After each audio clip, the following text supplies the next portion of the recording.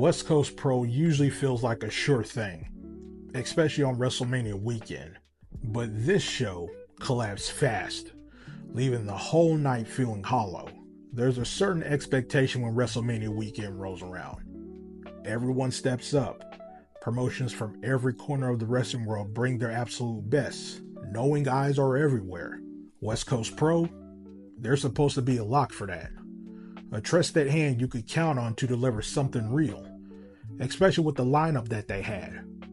On paper, this should have been one of the weekend's best gems. The energy at the start of the night reflected that hope. It wasn't electric, but there was a tension, a sense that the right match could crack the room open and set the tone for something special. The talent was there. The atmosphere was waiting. It just needed that first spark, that moment where expectation and reality collide in the best way possible. And at first, you hold on to that hope tightly. The opening match with Mayo versus Jail Jewel seemed like it had a shot to light that fuse. Mayo brings the flash, and in theory, a fast opener could jolt the show alive. Instead, it barely moved that needle. Flat pacing, flat energy, it just happened. 2 stars was all I could give it. And honestly, that even felt a little bit generous. So right from the beginning, that uneasy feeling started creeping in. Was this show going to underdeliver? Still though, you don't give up after one match. WrestleMania weekend shows often stumble early and recover. So maybe the second match would reset that vibe.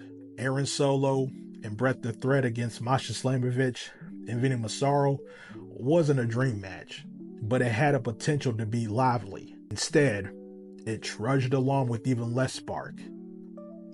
It pretty much was a blah match, through and through. And I can only put it at 1 3/4 stars. So 2 matches down, and hope was already flickering. The 6-man tag between Alpha Zoe, LJ Cleary, men like Darius, and Los Porcitos had a little more movement.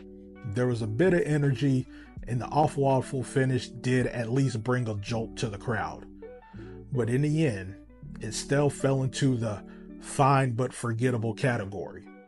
I gave this one 2.5 stars. Nothing bad, but nothing memorable. It kept the treadmill moving without changing the destination.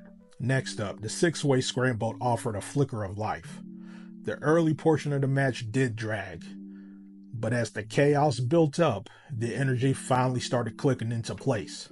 Now, it wasn't earth-shattering, but for its few minutes, it actually felt like the show had a pulse.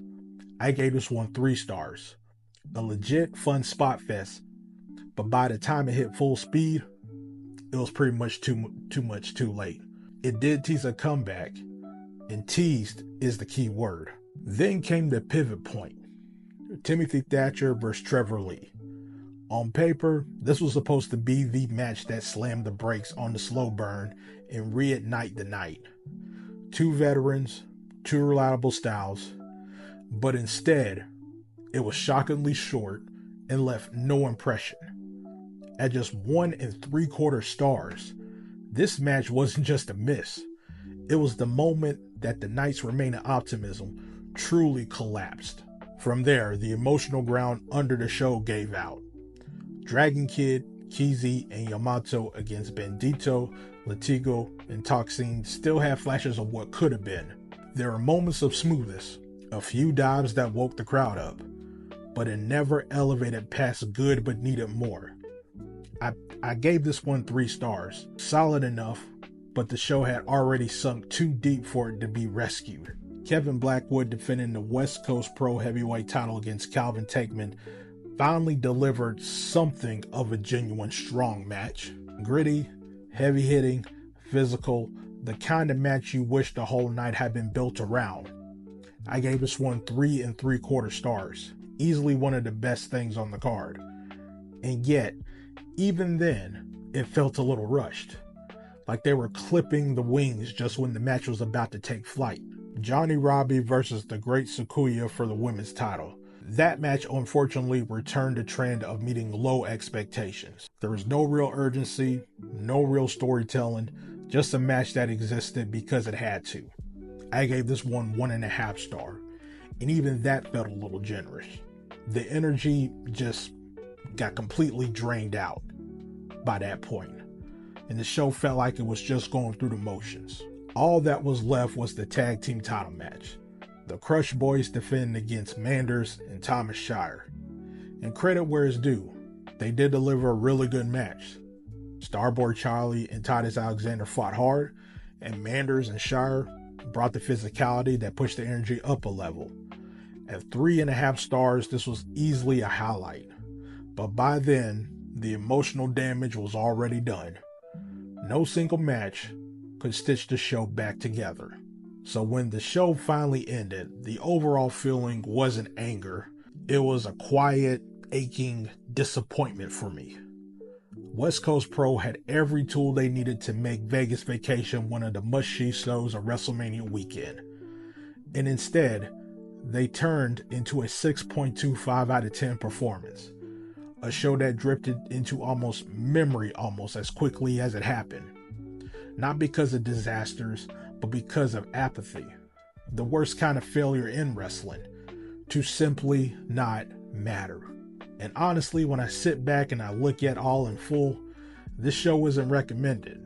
Not for the casual fan, not for the hardcore fan hunting for Mania weekend gems. There's just not enough here to justify the time when there's so much else out there right now. West Coast Pro had every reason to own a piece of WrestleMania weekend. The lineup had the names. The energy should have been there. West Coast Pro had every reason to own a piece of WrestleMania weekend. The lineup had the names. The energy should have been there. Everything should have been there. Instead, what we got was a night that slipped through our fingers. A night where hope quietly bled out match by match. A good match here, and there wasn't enough to revive the spirit that could have defined this show. And when it was all over, the only thing louder than the final bell was the silence of a chance that never got seized.